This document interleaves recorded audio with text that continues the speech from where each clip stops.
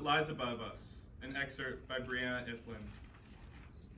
Characters: Emerson Newell, former chess prodigy, elementary school teacher who makes very little of herself, 40s to 50s. Young Emerson, inquisitive, obsessive, introverted, 11 to 12. Setting: an old storage room basement turned bunker underneath Tunicate Elementary School, middle of an icebreaker game, modern day, early 2020s. My hidden talent? Chess. I was a child prodigy. Would have been an adult prodigy too if I wasn't such a brat in the middle. Young Emerson enters. They begin reciting a match. Though they complete one another's sentences, they never look each other in the eyes. They are too focused on the chessboard. Emerson's young self carries in. Knight to f3. Pawn c5. Pawn b3. d5. Bishop b2.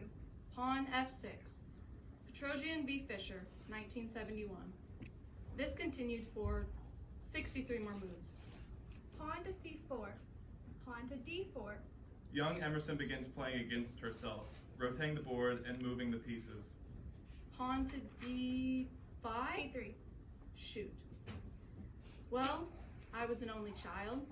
My dad was a salesman and my mother a hospice nurse. Half the time I thought they only had me in search of the nuclear family suburbia told them they needed. 2 parents, 2 kids, and a dog. They stopped after the first kid and figured a fishbowl was close enough. I tried to make friends with neighborhood kids, but we lived in a retirement area. Land of beautiful lakes and golf courses. Perfect for old shits from Chicago to go and die. But hey, my mother was closer to work. Her patients had grandchildren who visited on Easter Sundays or Christmas, but that wasn't long enough to build a friendship. Eventually, I stopped talking to them altogether. What was the point? So, I played chess. If I couldn't find any solace in the seesaws, I could always turn to the boards in the park. There were grandpas sometimes, but it didn't matter. Their kids would go home, they'd get too old to go out, and I'd still be here.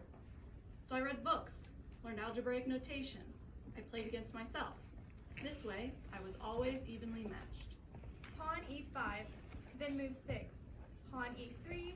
Knight e7. Bishop e2. Knight e6, I think. I read different games and played them out, then looked to see what could be done better. It was nice because I didn't have a real opponent and so no stress, but it became boring, so I enrolled in local tournaments. I rode my bike. Back then, stranger danger wasn't as pressing, so I rode my bike. I chained it up beside the local college, and when I walked in, the ceilings looked so tall. And so were my opponents. A man enters, facing opposite of young Emerson. The two stare at the board the way a baby stares at a Cheerio. A lot of concentration. Knight bd2. The two continue to move their pieces. This takes a bit. Both are skilled and unwilling to lose so soon. Although I hadn't known the names of openings or gambits, I recognized them from my games, and I knew how to beat them. Checkmate. The man leaves, frustrated. Young Emerson resets the board and begins playing by herself again. I was good, and I soon learned that having this talent got me attention, which was new and nice and sort of like drugs for neglected schoolgirls. I had this corkboard above my bed with every newspaper clipping with my name or face. And my parents, oh, my parents, they loved me. Well, in the way you love a strange encounter with a homeless man to make you feel better about yourself when you give him $1. No longer did they have to drone on about work. They had a shiny new chess champion to brag about at cocktail parties. It was my babble. I climbed and climbed. And you know how it ends. They get too close and God strikes them down. The wax wings melt and it's all Greek. It was fall, 1983. I was preparing for a regional tournament a couple hours out, and no, I didn't bike, but it was the night before, and I was looking into the mirror. And I looked nothing like the newspaper clippings.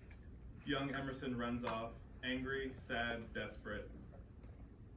I don't know why it struck such a chord with me, but that night, I tore down my corkboard, ripped the clippings to shreds. Whoever this girl was, I hated her. I think I always did. Intelligence is a powerful thing, and I believe I still have it, but it irritated me beyond belief when I was younger to be a perfect piece in that suburban puzzle.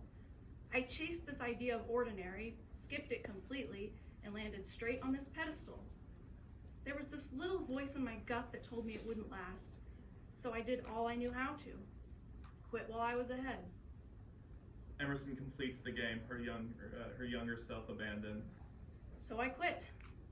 When I tried to get back into it around high school, I was rusty, I panicked, I lost a lot. She moves the piece one last time. Check.